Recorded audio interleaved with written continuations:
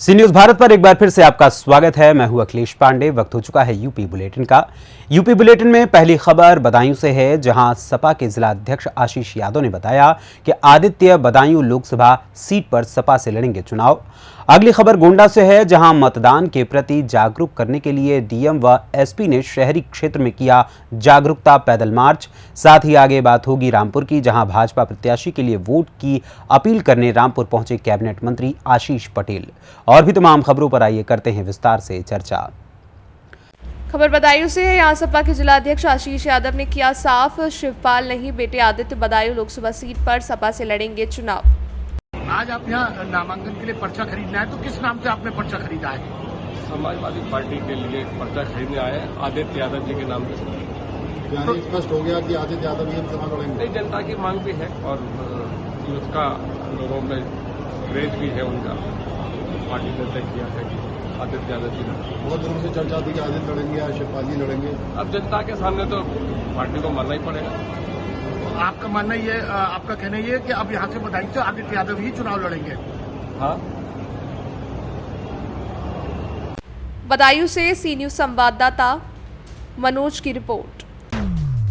खबर गोंडा से है। यहाँ मतदान के प्रति लोगों में अलग जगाने और जनता को जागरूक कर मतदान प्रतिशत बढ़ाने के लिए गोंडा डीएम और एसपी ने शहरी क्षेत्र में जागरूकता पैदल मार्च किया। गांधी पार्क से लेकर चौक बाजार तक, गुड्डू मूल चौराहे से लेकर महिला अस्पताल तक, तो वहीं गुरु नानक से चौराहे से लेकर आदम गोंडवी मैदान तक निकाली गई जागरूकता पैदल मार्च। वहीं आदम गोंडवी मैदान में जिलाधिकारी ने लोकतांत्रिक परंपराओं की मर्यादा को बनाए रखेंगे, स्वतंत्र, निष्पक्ष और शांतिपूर्ण निर्वाचन की गरिमा को अक्षुण्ण रखने, धर्म, वर्ग, जाति, समुदाय या किसी भी प्रलोभन से प्रभावित हुए बिना सभी निर्वाचनों में अपना मताधिकार का प्रयोग करने की शपथ दिलाई गई। जिलाधिकारी और पुलिस अधीक्षक सहित अनेकों अधिकारियों द्वारा नगर में कई किलोमीटर का जागरूकता पैदल मार्च करने से नागरिकों में मतदान के प्रति देखने को मिली अलग। वहीं जागरूकता पैदल मार्च में पुलिस विभाग, scout guide, NCC, home guard, PRD विभाग, वरिष्ठ अधिकारीगण सहित सैकड़ों लोगों ने हिस्सा लिया। इससे पहले भी जिलाधिकारी ने चुनाव के प्रति जनता में जागरूकता लाने के लिए कई नए पहल कर चुकी है। सार्वजनिक स्थल है, उन सभी जगहों को कवर करते हुए एक फ्लैग मार्च हमारे सभी पुलिस और प्रशासन के सहयोगी हैं, सबके साथ मिलकर किया जा रहा है। और सीएपीएफ का पुलिस बल भी साथ में है, होमगार्ड्स और जो एनसीसी के छात्र छात्राएं हैं, वे भी इस फ्लैग मार्च में हम सबका सहयोग कर रहे हैं। मुख्य उद्देश्य है कि स्वीप अभियान जो चल रहा है उसके अंतर्गत एक हाई वोटर टर्नआउट के लिए हम लोग अपेक्षित कार्रवाई जो है उसको इंश्योर कर सकें। एक मैसेज इस पूरे फ्लैग मार्च से ये भी देने का प्रयास है कि इलेक्शन का समय जो है वो एक अनुशासन का समय है और इस समय में सारे जो नॉर्म्स हैं उनका कड़ाई से अनुपालन हो। एक कॉन्फिडेंस बिल्डिंग मेजर के रूप में भी इस फ्लैग मार्च के माध्यम से संदेश देने का प्रयास है। 20 मई 2024 का दिन जो है वो यहाँ पर मतदान की तिथि निर्धारित है और गोंडा जनपद में एक अनुशासित व्यवस्था, शुचितापूर्ण माहौल, इंड्यूसमेंट फ्री, एथिकल इलेक्शन करने के लिए हमारी पूरी टीम जो है वो गठित है। गोंडा से सी न्यूज संवाददाता मुजीब आलम की रिपोर्ट। जनपद रामपुर लोकसभा का चुनाव अपनी चरम सीमा पर है। पहले चरण में रामपुर में मतदान होना है, जिसको लेकर लगातार सभी दलों के नेताओं का आना जाना लगा हुआ है। इसी को लेकर अपना दल एस के कार्यकारी राष्ट्रीय अध्यक्ष और उत्तर प्रदेश सरकार में कैबिनेट मंत्री आशीष पटेल आज रामपुर पहुंचे और अपना दल एस के पदाधिकारी और कार्यकर्ताओं से लोकसभा चुनाव को लेकर मंथन किया। आशीष पटेल का भारतीय जनता पार्टी के लोकसभा कार्यालय पर अपना दल एस के सभी पदाधिकारी कार्यकर्ताओं ने फूलमालाओं से जोरदार स्वागत किया। आशीष पटेल ने अपना दल एस के पदाधिकारी और कार्यकर्ताओं से सभी को चुनाव में डटकर एनडीए गठबंधन भारतीय जनता पार्टी के प्रत्याशी घनश्याम सिंह लोधी को दूसरी बार जीतकर सांसद पहुंचाने का गुरु मंत्र दिया है। वहीं आशीष पटेल ने मीडिया से बात करते हुए क्या कुछ कहा है, सुनिए। देखिए, आज हम लोग यहाँ पर एनडीए के जो प्रत्याशी हैं, भारतीय जनता पार्टी के पूर्व सांसद, वर्तमान सांसद मैं कहूँगा, पूर्व शब्द गलत हो गया, आदरणीय घनश्याम लोधी जी के लिए पूरी अपना दल के जो कार्यकर्ता हैं उनके बीच में अपनी बात में रखने आया हूँ कि मजबूती के साथ लग करके एनडीए के प्रत्याशी को दोबारा जिता करके संसद में भेजे और प्रधानमंत्री आदरणीय श्री नरेंद्र मोदी जी के और माननीय मुख्यमंत्री योगी आदित्यनाथ जी के हाथों को मजबूत करें। रामपुर में अपना दल एस के कार्यकर्ता किस तरह से चुनाव की तैयारियों में जुटे हुए हैं? आप देख लीजिए, आपके पीछे ये पदाधिकारियों की भीड़ है और हमारे साथ में आदरणीय जिलाध्यक्ष जी भी खड़े हुए हैं।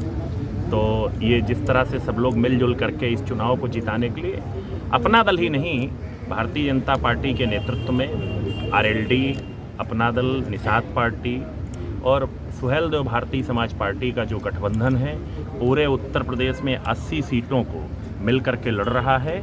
और मैं आपको विश्वास दिला के जा रहा हूं कि 80 की 80 सीटें हम लोग इस बार जीत रहे हैं। चुनाव को लेकर रामपुरी जनता के लिए कोई खास मैसेज देना चाहेंगे 19 तारीख के लिए? निश्चित तौर पे रामपुर के लिए एक बदलाव का अवसर है, विकास का अवसर है। और रामपुर में पिछले बहुत वर्षों में जो कार्य नहीं हुए हैं, हमारी सरकार ने प्रयास किया है कि रामपुर का विकास हो। अभी मैं रास्ते में आ रहा था तो एक मैंने सड़क के बारे में पूछा, ये कब है? तो बताया गया कि ये नई सड़क बन रही है जो रामपुर को बाहर जोड़ेगी।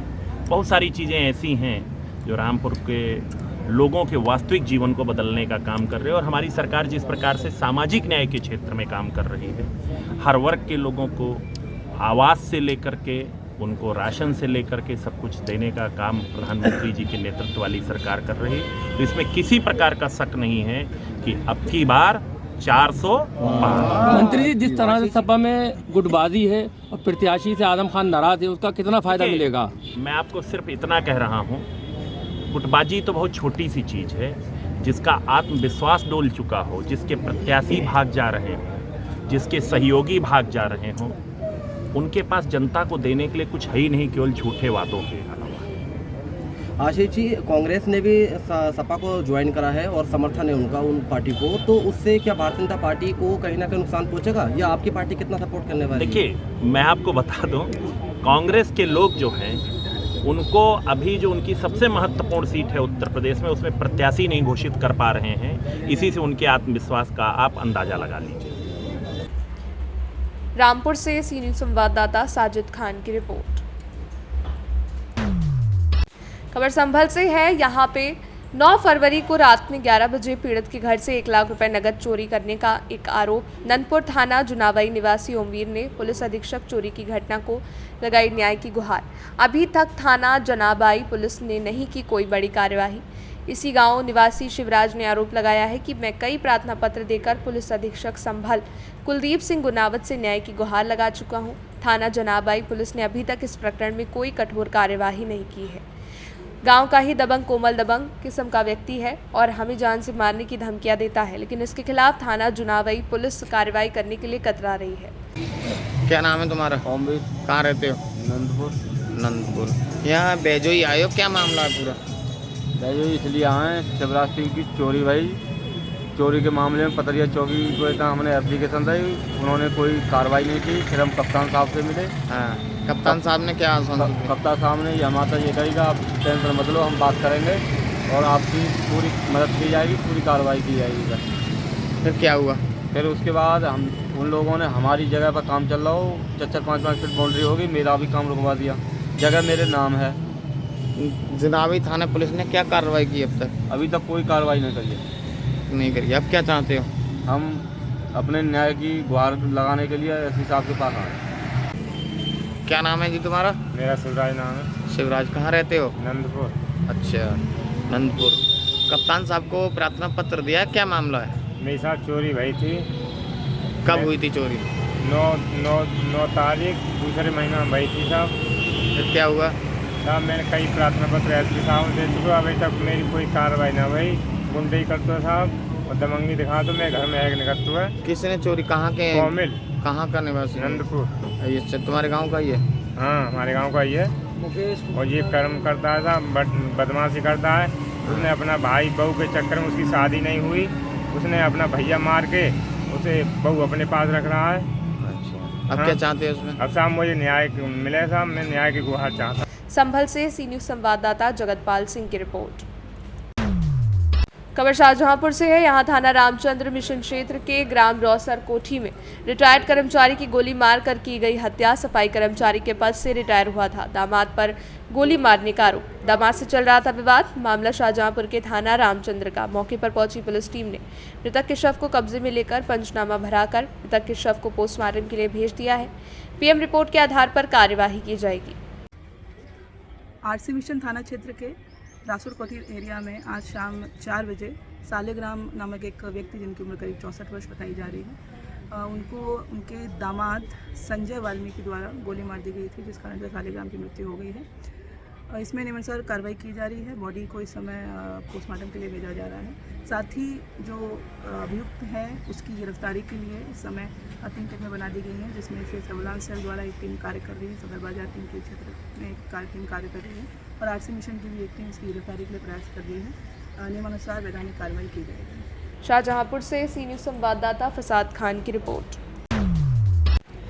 खबर प्रतापगढ़ से है, जहां लोकसभा चुनाव के पट्टी विधानसभा के नोडल अधिकारी डॉक्टर शालिक राम प्रजापति ने शुक्रवार को पत्रकारों से वार्ता की। इस दौरान उन्होंने कहा कि पुनःपट्टी विधानसभा की जिम्मेदारी दी गई है। विधानसभा के लोगों से लोकसभा चुनाव में बढ़ चढ़कर मतदान करने की अपील की। आपको बता दें कि शुक्रवार को ही वो शिक्षा विभाग से रिटायर हुए हैं।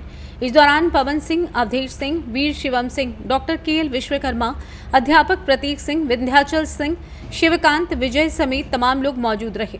नोडल अधिकारी के द्वारा पत्रकारों को सम्मानित भी किया गया। प्रतापगढ़ से सी न्यूज़ संवाददाता रोहित जायसवाल की रिपोर्ट। फिलहाल के लिए इस यूपी बुलेटिन में बस इतना ही। यहाँ लेंगे एक छोटा सा ब्रेक के बाद पुनः हाजिर होंगे कुछ और खबरों के साथ। बने रहें सी न्यूज़ भारत के साथ। हर खबर आपके साथ, आपके हाथ।